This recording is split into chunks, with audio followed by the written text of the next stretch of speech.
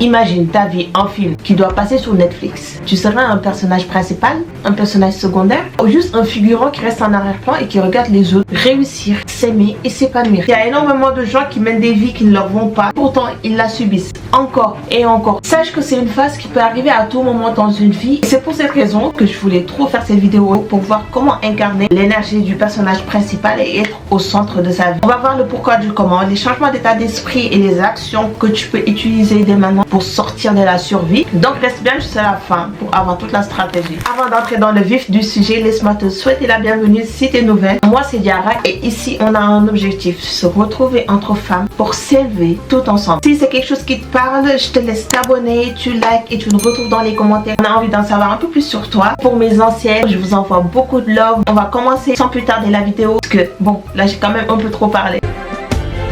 Alors les filles, on va arrêter de se cacher derrière ce mur. Tu sais, ce mur qui t'empêche d'aller chercher plus à chaque fois. Ah, j'y peux rien, c'est comme ça. De toute façon, c'est toujours pareil. C'est pas grave, c'est la vie. Tu sais, ces phrases, c'est comme des marteaux. Ça t'enfonce et ça va être de pire en pire. Quand tu sais qui tu es, ce que tu vaux et ce que tu es censé mériter. Tu peux pas juste te contenter de subir la vie, attendre un miracle. Parce que le miracle que t'attends là, tu peux attendre toute ta vie. Peut-être que ça va jamais arriver. Donc, on se gère, on s'occupe de ses affaires et on essaie de sortir des situations rocambolesques. Ton histoire, c'est toi le producteur. C'est toi le scénariste, c'est toi qui vas aller distribuer les rôles. Donc à un moment donné, il faut être focus sur sa propre personne, être obsédé par sa personne et être le centre de ton univers. Il y a des gens qui vont penser qu'être obsédé par soi, c'est quelque chose de mauvais, c'est être narcissique, égocentrique et vouloir faire du mal aux autres, mais c'est juste qu'ils n'ont pas compris en fait l'essence même et il faut la comprendre pour pouvoir l'appliquer à sa vie convenablement parce que sinon tu vas faire des dégâts à côté. Être obsédé par soi, c'est le moment où tu décides que tes choix personnels, professionnels, dans tes relations, ton temps,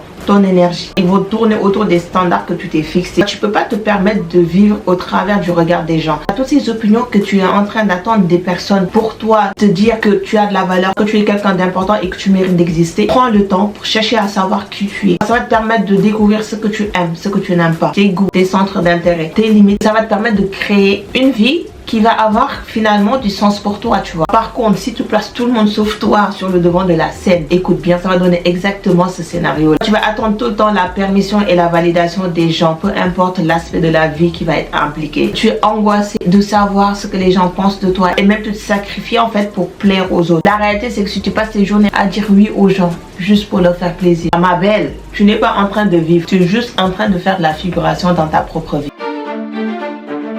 Arrête de chercher la validation des autres. Que tu cherches à savoir tout le temps si les gens te remarquent, si les gens ils voient que tu es là, si tu es assez au centre de l'attention. Il faut arrêter de vivre en se basant sur ce que les gens pensent de toi, sur l'opinion qu'ils ont de toi et d'avoir toujours ce besoin-là de prouver pour au final ne pas être assez. À la place, il faut chercher à créer une vie basée sur ce qu'on aime vraiment, sur ce qu'on attend nous, nos perspectives, notre vision, ce qu'on a réellement envie pour nous. Sortir de ta zone de confort, tester de nouvelles choses. N'hésite pas à te lancer des défis qui vont et te challenger et te faire grandir en même temps. C'est que comme ça que tu peux progresser, que tu peux avancer quand tu es dans l'inconfort et tu es face à des sentiments qui vont peut-être être désagréables pour toi, mais c'est dans cet inconfort là que tu vas grandir, que tu vas mûrir, que tu vas voir que tu es capable et que tu vas voir que tu vas pouvoir développer ta confiance en toi. Moi je ne jugerai jamais quelqu'un qui a tendance à chercher la validation et l'approbation des autres parce que je sais que ce type de comportement est la résultante de tout ce que les gens peuvent vivre. Les traumas d'enfance ont tellement d'impact sur la personne qu'on est aujourd'hui, sur notre personnalité, sur notre manière de faire et tout. Et des fois même on se retrouve à faire des choses qui après coup on n'est pas vraiment notre attitude. Mais le traumatisme il est tellement profond que tu te retrouves à avoir un certain comportement. Cependant on ne peut pas juste se contenter de dire que j'ai des traumatismes, je me limite à ça, point basta. Il faut travailler sur sa personne,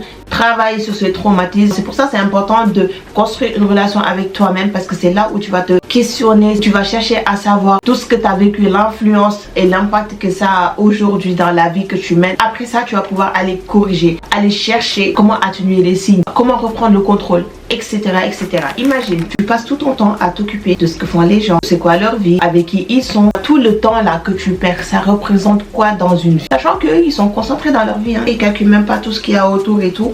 Et toi, par contre, l'énergie que tu as, le temps que tu as, que tu dois concentrer sur toi, sur ton développement, enseignements sur comment accomplir des choses, etc. Toi, tu prends ce temps-là, tu dis ok, moi ce temps, j'ai pas envie de le mettre dans ma propre vie. J'ai beaucoup trop de temps en fait. C'est la seule chose que tu peux perdre et que tu ne peux plus jamais retrouver, c'est le temps. C'est la chose la plus précieuse que tu as. Tu peux pas continuer à être la personne qui se sacrifie juste pour faire plaisir aux autres. Arrêtez d'être un people pleaser en fait. Tu te mets à accepter des choses qui sont contre tes valeurs, qui sont contre tes principes, qui sont en dessous de tes standards parce que t'as pas envie de froisser la personne, parce que t'as pas envie que cette personne ait une mauvaise opinion de toi, qui te trouve pas cool, pas sympa, pas gentil. Il faut arrêter en fait. Il faut arrêter de vouloir faire plaisir juste pour faire plaisir. Et je dis ça avec beaucoup de nuances. J'ai pas envie qu'on pense que je dis qu'il faut pas faire plaisir aux gens qu'on aime, qui comptent pour nous, rendre service. Mais l'idée en fait, c'est d'arrêter de se forcer. Donc si aujourd'hui quelqu'un te demande quelque chose, te demande de faire quelque chose et que ces choses aillent à contresens de toi, tout ce que tu peux accepter, tout ce que tu peux tolérer, t'as pas envie de la faire, je sais pas moi, t'as pas envie, t'as la flemme, il faut savoir dire non et ne pas accepter tout ce qu'on te demande parce que tu as envie qu'on dise que tu es une fille sympathique, que tu es une fille qui rend service, que tu es là pour tout le monde, qu'on peut toujours tout te demander, tu diras toujours oui, alors qu'en fait ça te plaît pas ce que tu fais, tu vas aller râler après derrière, ça sert à rien. Sois honnête en fait dès le départ, sois honnête, t'as pas envie, tu veux pas faire quelque chose, tu dis non, je peux pas.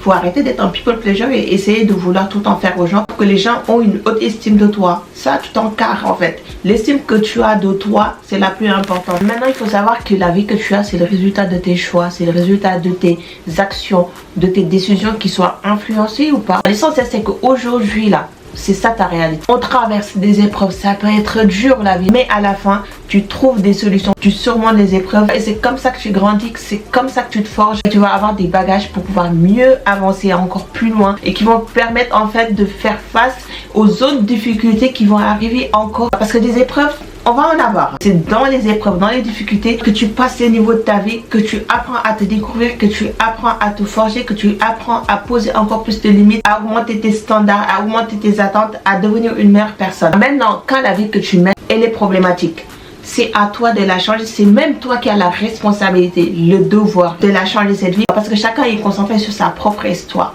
Chacun est concentré sur son propre combat.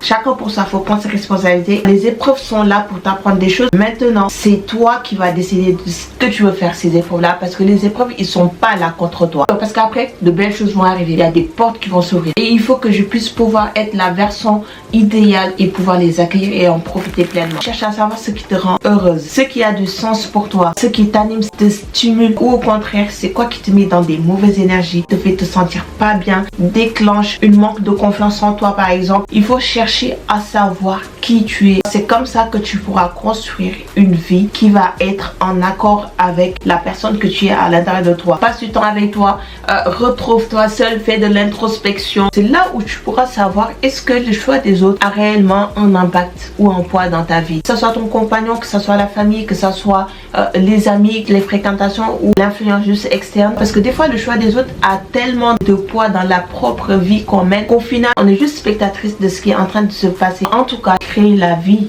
de ses rêves, c'est la quête d'une vie. Si la vie de tes rêves c'est d'être marié, fonder une famille, c'est ok. D'être célibataire, ne pas avoir d'enfants, c'est ok. C'est d'être dans ton CDI, c'est ok. Si ta vie de tes rêves c'est d'être auto-entrepreneur, c'est aussi ok. L'essentiel c'est que ça soit la vie que tu as décidé de vivre. On a été influencé par tellement de choses. On t'apprend qu'il faut pas parler trop fort, on t'apprend qu'il faut s'effacer, qu'il faut se faire petite pour rester au second plan. Résultat, on devient invisible dans le lot d'humains de la planète Terre. C'est pour ça que c'est important de déconstruire tes pensées que tu as reçues et qui ne sont pas vraiment la réalité et ce dont tu as besoin dans ce monde pour pouvoir avancer aujourd'hui. Reconstruire tes pensées, reconstruire ta manière de voir, se reconstruire nous en tant que personne. Sinon, la vie c'est pas les contes de fées hein. Cendrillon, Blanche-Neige. Là si tu cherches pas à trouver tes avantages, ça risque d'être dur. Je tiens à tirer les sonnettes d'alarme quand même, parce que même si on est le centre de son univers, on est obsédé par soi, par sa réussite et qu'on est le personnage principal de sa vie, il faut faire attention à ne pas tomber dans l'égocentrisme et le narcissisme. Si tu commences à croire que toi et tes problèmes sont le centre du monde et que rien d'autre ne compte, et ben là tu es en train de te mettre le doigt de l'œil, parce que la vie ça marche pas comme ça. Les autres personnes qui gravitent autour de toi et qui font partie du film de ta vie, ils ont aussi leur rôle à jouer, ils ont leur importance. Tu peux créer des liens très forts avec des gens. Des fois tu peux voir que dans un film, un personnage secondaire il permet au personnage principal de se construire et de briller. Il ne faut pas être dans un déni et se mettre dans la tête que tout doit tourner autour de toi, parce que les autres aussi ils sont en train d'écrire leur propre histoire, et c'est le jour où tu auras besoin d'avoir une personne qui est présente pour toi que tu vas tomber de haut, parce que la personne va se mettre dans la même énergie que toi et ne va pas être émotionnellement disponible. Faut faire attention à pas genre partir dans des délires. Comme ça, tu risques de détruire des relations, des liens que tu as avec des gens qui comptent réellement pour toi. Et c'est vraiment pas l'objectif.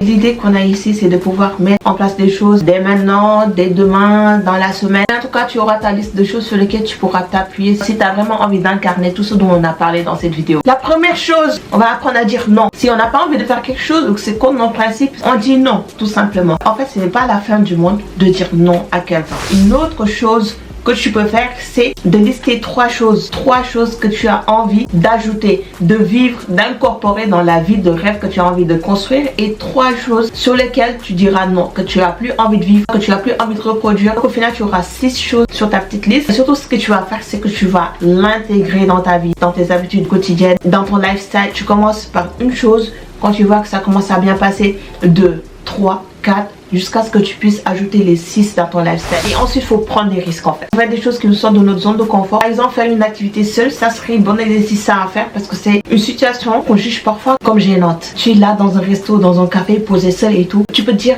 ah mais les gens, qu'est-ce qu'ils vont penser? Ils vont penser que j'ai pas d'amis, ils vont penser que j'ai pas de vie, et enfin, globalement, on pense que c'est gênant. Ça serait un exo idéal à faire. Juste aller te poser, profiter, boire ton petit truc. Tu t'en fous de ce que les gens vont dire, vont penser. Et puis même les gens, ils vont rien dire. En fait, il faut savoir que les gens, ils sont concentrés dans leur propre vie. Donc voilà les filles, dites-moi c'est quelle partie qui vous a le plus parlé. C'est quelque chose que vous allez mettre en place en premier. Racontez-nous un moment dans lequel tu t'es senti comme relayé au second plan dans ta propre vie. On arrive déjà à la fin, mais bon, je te laisse regarder quand même la vidéo qui s'affiche juste ici. Je pense que ça va te plaire. N'oublie pas de t'abonner, tu likes, et on se donne rendez-vous à une prochaine vidéo.